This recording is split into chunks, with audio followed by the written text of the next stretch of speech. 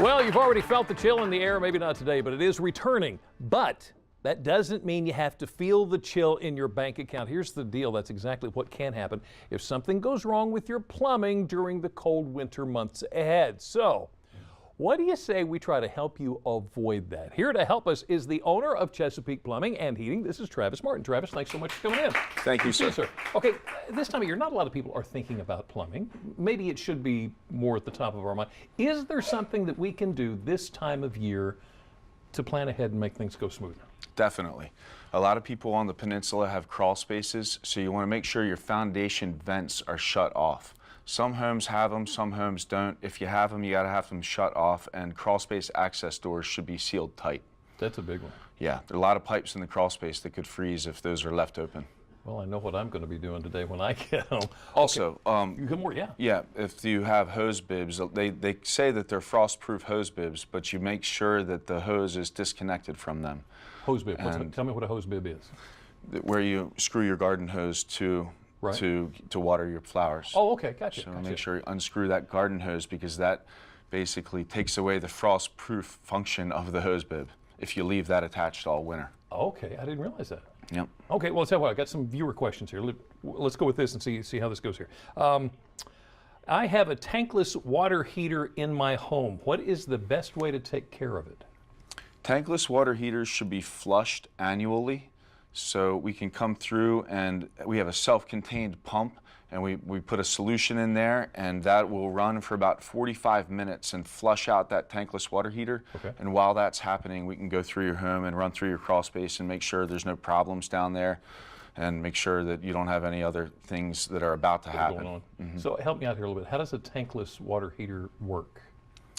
Tankless water heater, on-demand hot water, endless hot water are another ways to think about these. They're not instantaneous. Okay. So pros of the tankless water heater is that it does not take up much space. So you take back a closet sometimes if your water heater's in a closet. This is a small unit that hangs on the wall. Okay.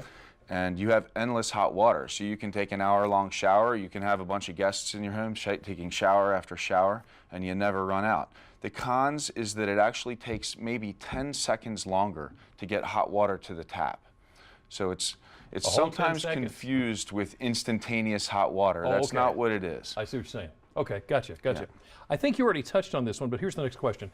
I have frost-free faucets outside. Is there anything I need to do to get them ready for the cold weather? Yeah, just disconnect that hose bib and make sure that if you can, if there's an isolation valve for that hose bib, make sure it's shut off. Even though they're frost-proof, I don't like to leave them on all winter if you have a choice. Not worth the risk? Not worth the risk. Okay. Let's see here. I have a slow drain, and a friend told me I probably have tree roots in the drain pipe. How could I know if the roots are causing the problem? Two ways. We can run a drain auger down there with a retrieving bit, and sometimes the roots will wrap around that, and so when we retrieve our auger, you can see them. Right, so that's what we're looking at here, right? That's the drain with the tree. Exactly, roots. yeah. That's a good picture of that. Okay. Another way is to send a camera down there. We have a video inspection camera, and we can actually see the roots dangling in the pipe, and we have a locating device that will pinpoint the exact spot where the roots are growing into the pipe, so we know where to dig. Oh, good stuff right there. Okay. We travel a lot in the winter visiting family. What if our power goes out in a storm and the sump pump can't work? Two options. If you're not on city water, if you're on well water, then I recommend a battery backup sump pump. Okay. And that way, when the power does go out, you'll still be able to remove water out of your crawl space or your basement.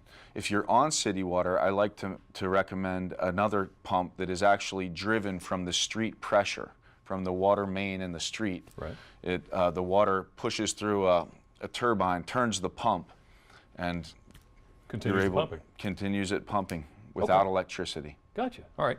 I understand congratulations are in order, that you've had a couple of awards. Yeah. Tell me about them. Well, we have made the Inc. 5000 list 3 years in a row now. Wow. So that's a list of the 5,000 fastest growing companies in the nation. And they base that on revenue, and they base it over a 3-year period of growth. So being that we've made it 3 years in a row now, we're measuring growth dating back to 2011 to 2016.